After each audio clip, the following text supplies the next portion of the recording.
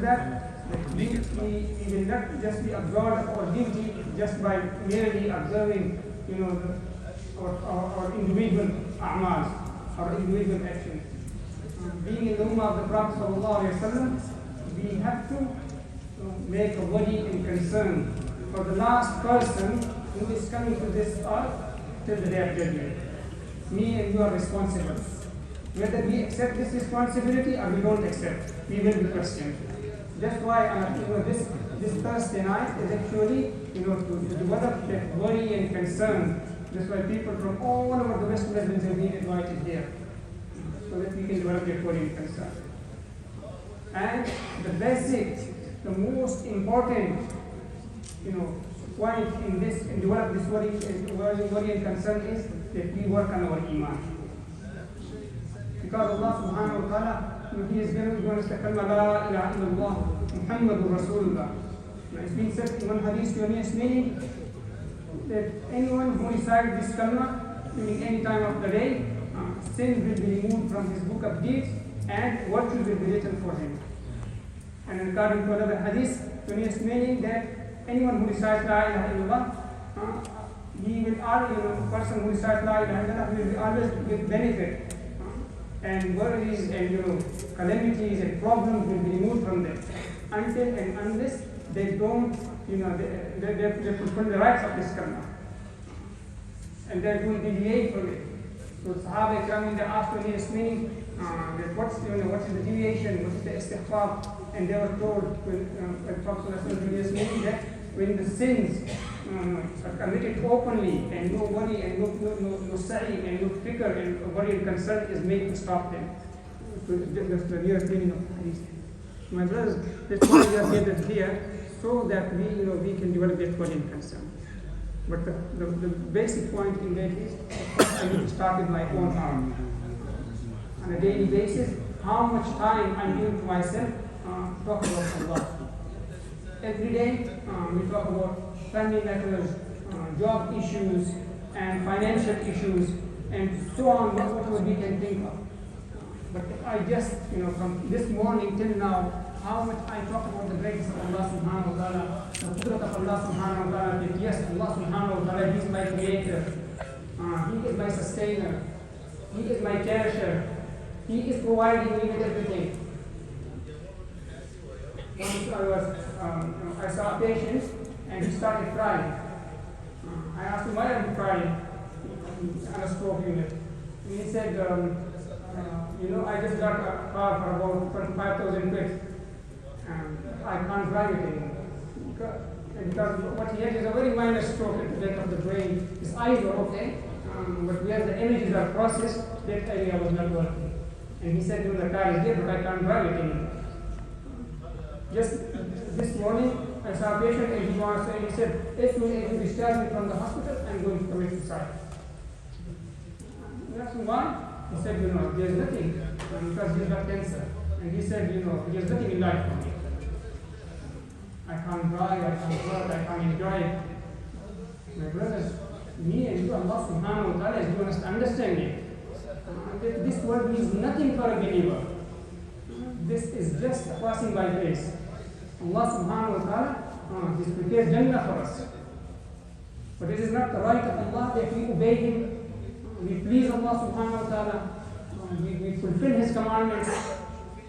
The tongue I'm talking with, it's not that I got any ability, it's just a piece of me. But how is the sound produced? How it is conducted to us, and how we can listen, and how we can process this, the sounds and the listen. Brother Talal is talking, and Brother Amin is talking, and Brother Rafakat is talking. Who is making us understand this? Do you have any personal, input into it? No, my brother. Everything is 100% from Allah subhanahu wa ta'ala.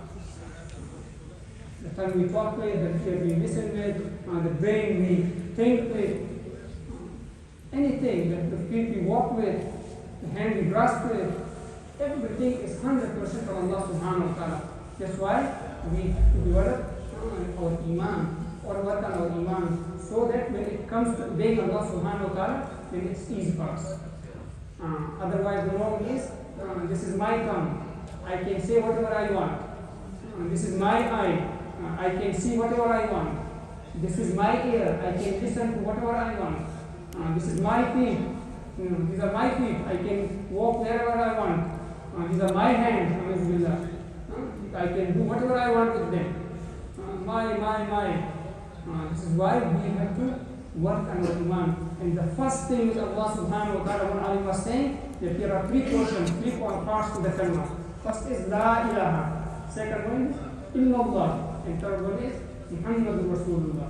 Unless you have worked hard on La ilaha and you have taken the creation out from your heart, you won't be able to understand Illallah. You won't be able to understand the greatness of Allah subhanahu wa ta'ala. Allah subhanahu wa ta'ala is the creator, but no one can create. Yes, He is the creator, but no one can create. He is the sustainer, but no one can sustain. He is the cherisher. He is the protector. No one can protect us. For this, we have to work on the first part.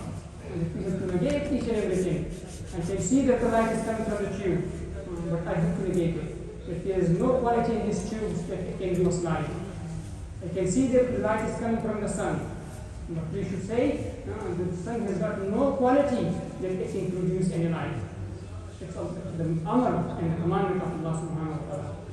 We think that we drink water and our thirst is quenched. No, it's the commandment of Allah subhanahu wa ta'ala. In hearts, markaz, and even in which some people were told not to drink, and if they have to drink, and they are going in a desert, and if they have to drink, then very little. So they, all the time we just use our brain.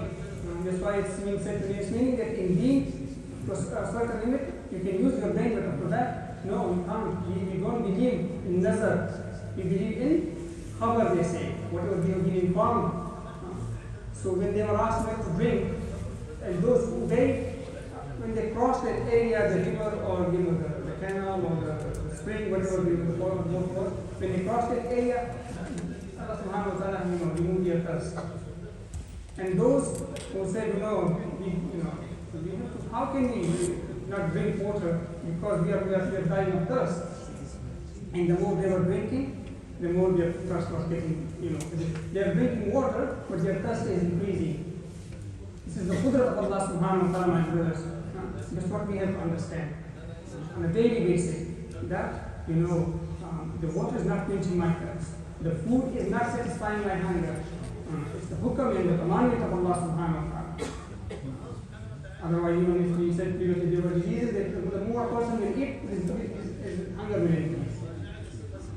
So that's why my brothers, they were just talking about the first part of the kalmah. The first one is La ilaha, that we have to negate it. Illallah, Allah subhanahu wa ta'ala is the doer of each and everything. And then it will be very easy for us, Muhammadur Rasulullah, to bring the sunnah of the Prophet sallallahu alaihi wasallam in our 24 hours life. But regarding that, we will have to talk as well.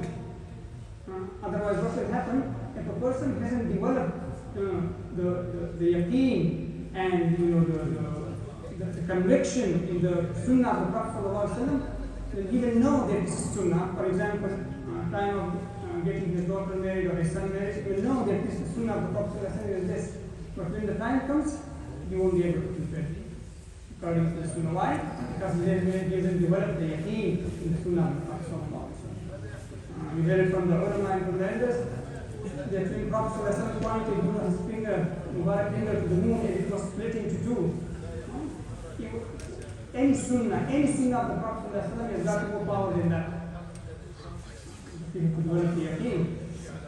And we develop the yaqeen for anything, conviction for anything, when we use 4 channels in our life. All of us we know. What we talk about, that comes here into our heart. What we see, that comes here, that affects our heart. What we think about, that comes to our heart. And what we listen to, that comes to our heart. So if a person is more 24/7, talking about dunya and material things, and thinking about dunya and material things, and listening to what and seeing everything with this vision, with materialism, and then he is thinking that the greatness of Allah subhanahu wa ta'ala will come into his heart and mind. How is this possible?